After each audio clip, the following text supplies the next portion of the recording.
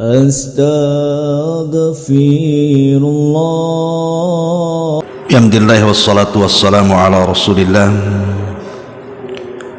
wa ala alihi wa sahbihi wa mawalah wa la hawla wa la quwwata illa billahi wa ba'd.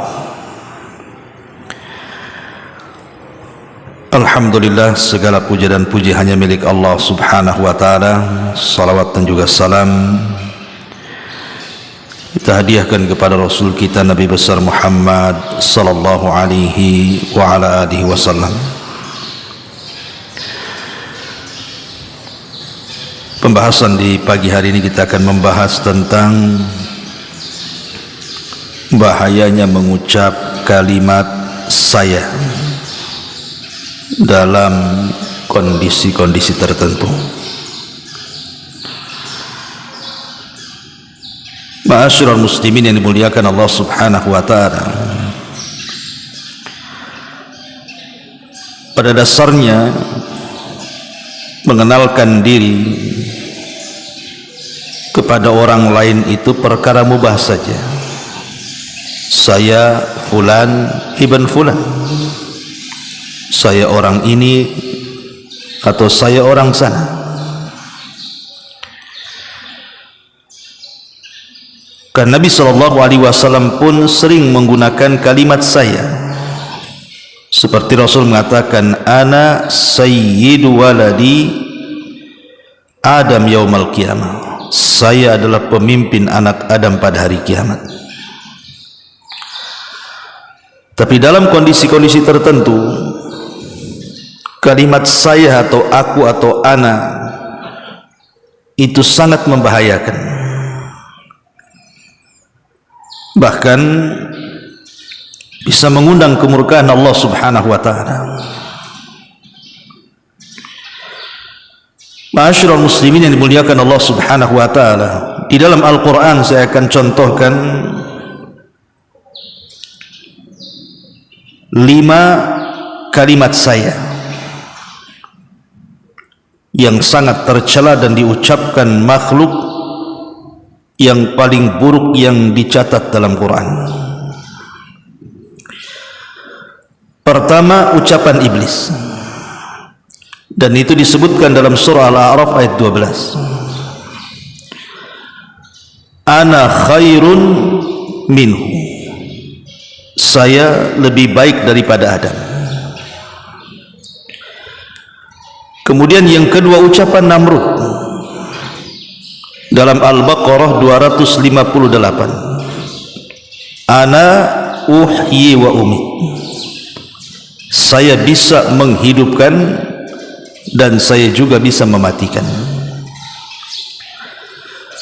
Kemudian ucapan Fir'aun disebutkan dalam surah An-Nazi'at ayat 24. Ana rabbukumul a'la, saya adalah Rabb kalian yang paling tinggi. Kemudian ucapan Qarun sebutkan dalam surah Al-Qasas 78. Innama utituhu ala ilmin indi, innama utituhu ala ilmin indi, sesungguhnya harta yang ada pada diriku, utituhu, aku diberikan atau saya diberikan, ala ilmin indi, karena kecerdasan yang saya miliki. Dan juga ucapan Bani Israel yang kufur nikmat, yang disebutkan dalam surah Al-Kahfi 34. Ana aktsaru minka malan wa azzu nafara, saya lebih banyak harta saya daripada kamu dan lebih banyak pasukan daripada kamu. Inilah contoh-contoh kalimat saya yang berbahaya. Kita akan rinci satu persatu. Namun sebelumnya kita nukilkan perkataan Imam Ibnul Qayyim rahimahullahu ta'ala di dalam kitabnya Zadul Ma'ad. Kata beliau, wal yahdhar kullal hadar min tughyani ana. Hendaklah berhati-hati dan ekstra hati-hati, kata Ibnu Qayyim, dari jahatnya perkataan saya. Fa inna hadhihi al-alfaz ats-tsalatsata. Kemudian beliau mengatakan dalam bahasa Arab ada kalimat saya itu yang semakna ana, li, indi, sama saja maknanya. Ana ya saya, li punyaku, indi di sisiku. Fa inna hadhihi al-alfaz ats-tsalatsata ubtuliya biha iblis wa fir'aun wa qarun. Karena tiga lafaz ini, kata Imam Ibnu Qayyim rahimahullahu taala, iblis diuji dengan tiga kalimat ini. Ubtuliya biha iblis, pertama iblis yang saya katakan tadi, dia mengatakan ana khairu minhu. Kemudian Fir'aun yang mengatakan ana rabbukumul a'la. Kemudian Qarun yang mengatakan innama utituhu min ilmin indi. Ma'asyiral muslimin yang dimuliakan Allah Azza wa Jalla, lihat bagaimana ucapan Ibnu Qayyim rahimahullahu taala ini, bahwa kalimat saya dalam kondisi tertentu itu sangat bahaya, jangan diucap. Pertama ucapan iblis, ketika iblis mengatakan ana khairum minhu, saya lebih baik dibandingkan Adam. Kapan itu? Ketika Allah subhanahu wa ta'ala menciptakan Adam alaihi salatu wassalam, kemudian muncul hasad dan diiringi dengan kedengkian. Ditambah-tambah kemudian Allah subhanahu wa ta'ala merintahkan iblis untuk sujud kepada Adam, tapi iblis enggan dan mengatakan ana khairun minhu khalaqtani min nar wa khalaqtahu min tin. Ya Rabb, aku lebih baiklah dibandingkan Adam. Aku diciptakan, kau ciptakan aku dari api, sementara kau ciptakan Adam dari tanah. Maksudnya begini, malaikat tercipta dari cahaya, iblis tercipta dari api, dan Adam tercipta dari tanah. Antara api dan tanah yang mendekati cahaya yang mana? Api. Yang mendekati cahaya itu api. Jadi seolah-olah iblis itu lebih dekat dibandingkan malaikat daripada Adam. Makanya dia mengatakan aku lebih baik dibandingkan Adam karena aku lebih dekat dengan malaikat. Aku dari api, malaikat dari cahaya. Api dengan cahaya kurang lebih, katanya. Sementara kau ciptakan Adam dari tanah.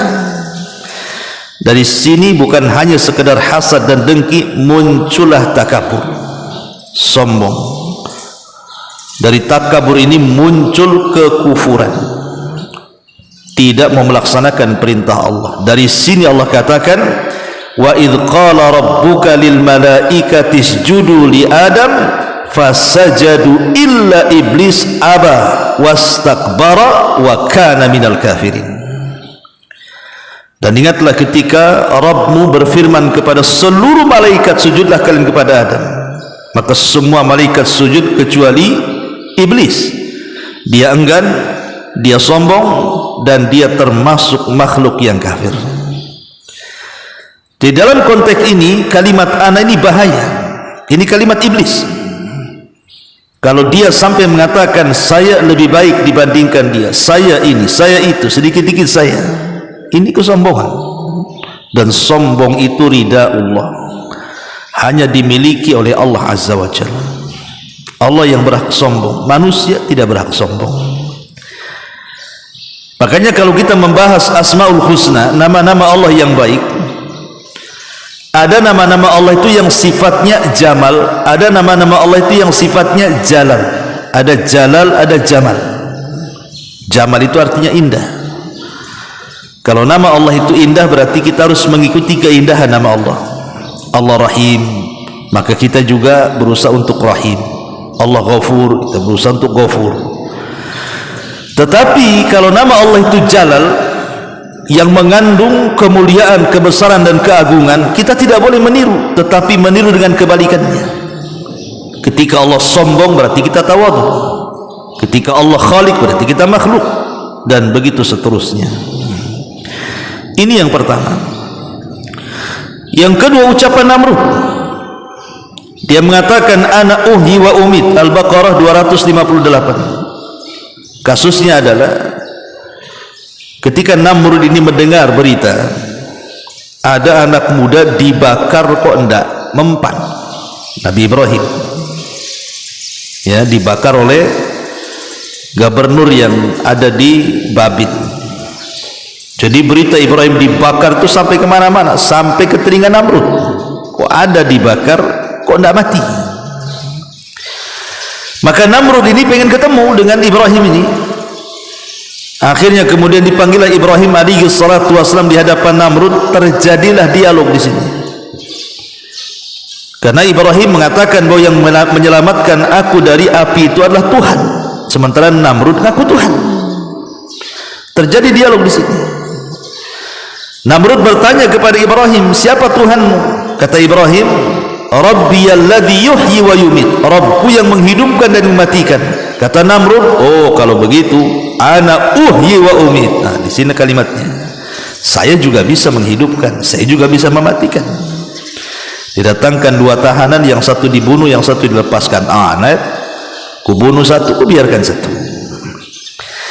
Ibrahim bisa saja membantah, bukan itu caranya. Maksudnya adalah dibunuh dulu baru dihidupkan, tapi ini persoalan darah. Kalau Ibrahim membantah seperti itu, nanti Namrud ngasih contoh dia, Ibrahim yang dibunuh nanti. Sini saya bunuh dulu, nanti saya hidupkan kamu, bukan begitu. Ini persoalan darah, Ibrahim tidak mau. Tapi Ibrahim membuat cerita yang lain.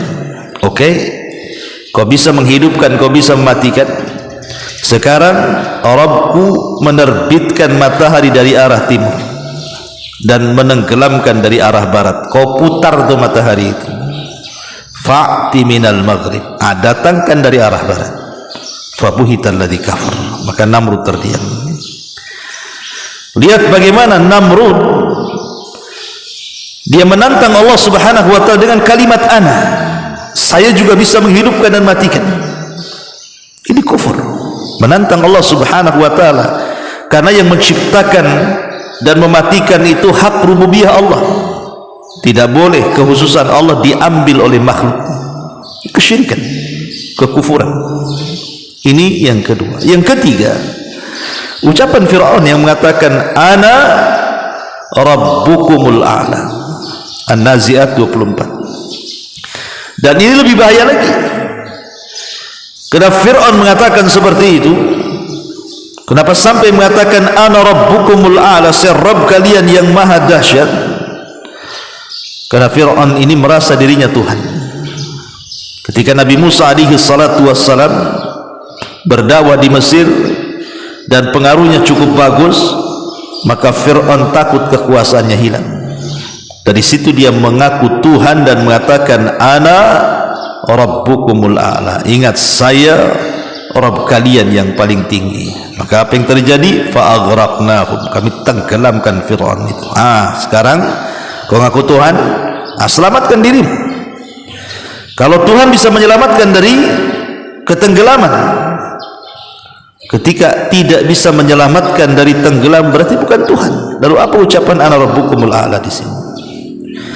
Kemudian ucapan Qarun yang keempat, Al-Qasas 78. Qarun mengatakan innama utituhu ala ilmin indi.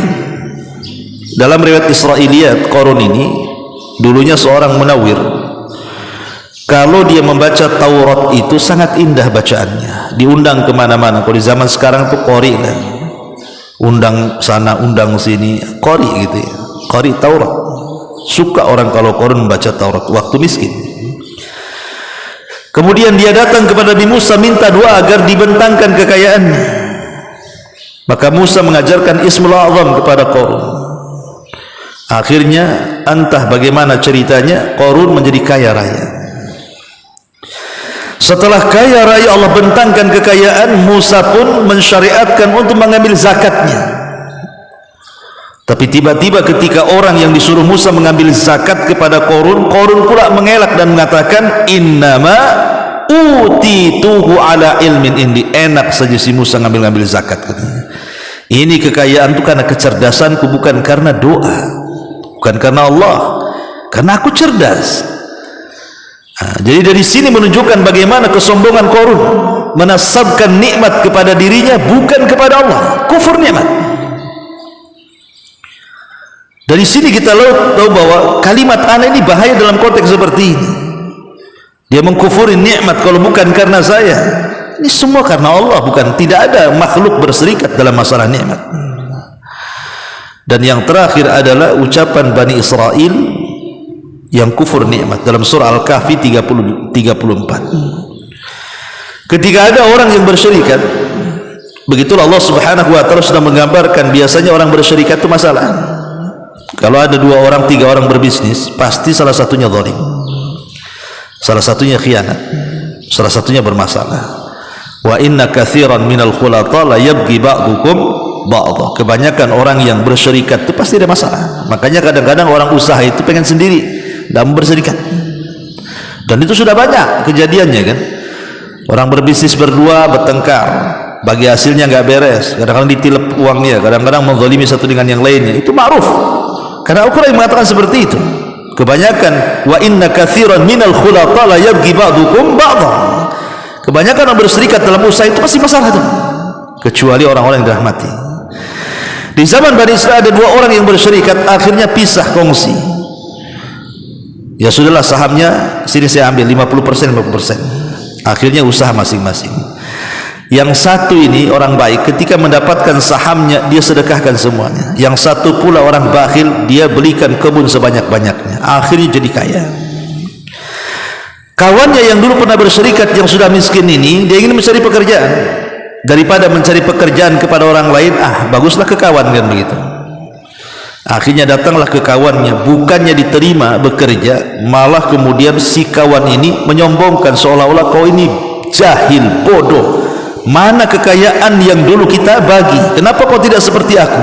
Beli kebun, beli ini, beli itu. Nah kau kaya juga, sekarang kau miskin, kau sedekahkan semuanya. Mana ganti dari Allah katanya. Ketika itu dia sombong dan mengatakan, ana aktsaru minka malan wa azzu nafara. Ini syahidnya di sini. Lihat sekarang hartaku lebih banyak kan? Mana hartamu? Lihat pekerjaku, pasukanku lebih banyak. Mana pekerjamu? Tidak ada. Tetapi dengan kufur nikmat ini, Allah Subhanahu wa taala akhirnya menghanguskan kebunnya dengan petir dan bola-bola api, sehingga seluruh pohon-pohonnya jatuh sampai ke para-parapnya. Tak ada lagi tersisa. Sombong ya. Ma'asyiral muslimin yang dimuliakan Allah Subhanahu wa taala, dari sini kesimpulannya adalah kalimat ana, kalimat saya atau aku, pada dasarnya tidak ada masalah kalau dita'rif hanya sekedar mengenalkan diri.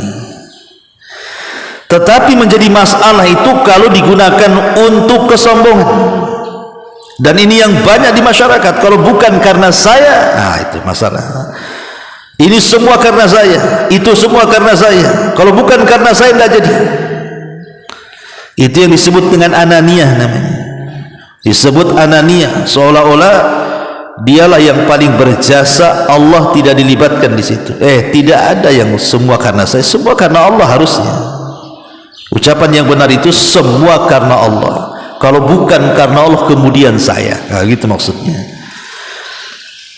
Karena kalimat seperti itu tidak boleh. Jangankan itu di zaman Rasulullah, seorang sahabat datang kepada Rasul, Masya Allah wa syi'ta, atas kehendak Allah dan kamu. Kata Rasul, jangan bawa-bawa aku. Masya Allah wahdah, katakan atas kehendak Allah saja. Ma'asyiral muslimin yang dimuliakan Allah Azza wa Jalla. Lalu boleh nggak seseorang mengatakan ana muslim, ana mukmin, insyaallah. Saya seorang mukmin, saya seorang muslim insyaallah. Kalimat ini kata para ulama, jadi kalau antum ditanya agamamu apa? Ana muslim insyaallah. Antum? Ana muslim insyaallah. Gitu ya. Kalimat seperti ini menjadi polemik para ulama. boleh nggak mengucapkan kalimat ana mukmin insyaallah, saya seorang mukmin insyaallah, atau seorang muslim insyaallah? Kalau yang dimaksud di sini kalimat insyaallah itu lisyak, karena ragu-ragu, kufur, tidak boleh. Kalau kalimat insyaallah itu konotasinya ragu-ragu, tidak boleh. Antum mau datang atau enggak? Insyaallah itu kan ragu-ragu tuh. Ya, kalau ada waktu insyaallah datang, kalau nggak sebenarnya ragu-ragu gitu ya, cuman pakai bahasa insyaallah. Jadi terkadang kalimat insyaallah itu lisyak karena keraguan. Kalau ucapan itu karena keraguan, maka tidak boleh. Jangan mengucapkan ana muslim insyaallah kalau konotasinya ragu-ragu. Tapi kalau yang dimaksud konotasinya bukan ragu-ragu, tidak, dia tidak ragu-ragu dengan kalimat itu, tetapi maksudnya kalimat ana muslim insyaallah itu maksudnya hanya tabarruk dengan menyebut kalimat masyiah, kehendak. Artinya saya muslim atas kehendak Allah. Itu tidak ada masalah. Ya, saya muslim karena kehendak Allah Azza wa Jalla, atau karena takut dia merekomendasi dirinya seolah-olah dia betul-betul muslim, seolah-olah dia paling bersih. Itu nggak masalah, karena kalau takut itu maksudnya yang dibolehkan itu karena dua perkara. Satu, karena mencari berkah dengan kalimat masyiah. Ya, ini semua kan karena kehendak Allah semua, saya jadi muslim gitu ya maksudnya. Yang kedua, karena takut dari tazkiyah nafas. Tazkiyah nafas itu mau apa namanya, sok suci. Takut saya ini sok suci, sok muslim, sok mukmin gitu ya, makanya dikaitkan dengan insyaallah biar tidak sok seperti itu. Maka tidak ada masalah. Yang dilarang itu adalah kalau ada keraguan-raguan dengan kalimat insyaallah. Jadi di sini ada kalimat ana, saya muslim insyaallah, tidak ada masalah, asal jangan ragu-ragu. Karena ma'asyiral muslimin, sebenarnya kalimat ana saya katakan tadi itu dilarang. Kenapa? Karena tadi terdapat kesombongan, dan Allah tidak suka dengan orang-orang sombong. Dan kalimat kesombongan itu maksudnya orang sombong itu bukan mengatakan kalimat ana saja, tidak. Banyak sebab-sebab kesombongan itu. Seperti hadis Nabi SAW mengatakan batrul haq wa ghamdun nas, menolak kebenaran dan merendahkan manusia. Itulah sombong, merendahkan manusia atau menolak kebenaran. Ataupun contoh-contohnya, pemanya seseorang, kata para ulama, wa minha, di antara contoh-contohnya adalah alla yazur ghairah la siyama amsalah, dia tidak mau berkunjung kepada yang sepadan dengan dia. Ngapain sepadan dengan dia, kecuali dia lebih tinggi daripada saya. Itu sombong juga. Kemudian juga an yastankifa min julusi ghairihi bil qurbi minhu firaran min ihami tasawil manzilati ma, atau duduk bersama orang yang mungkin dia kedudukannya lebih rendah. Masa saya tempat duduknya di situ, bagusnya saya di sinilah. Ini kan kursinya bupati, kursinya wali kota, saya nggak pantas di kursi sana. Itu sombong tuh. Kan gitu ya. Ataupun pamannya, contohnya an yastankif an ijabati da'watil fakir, atau orang fakir yang ngundang tak mau datang.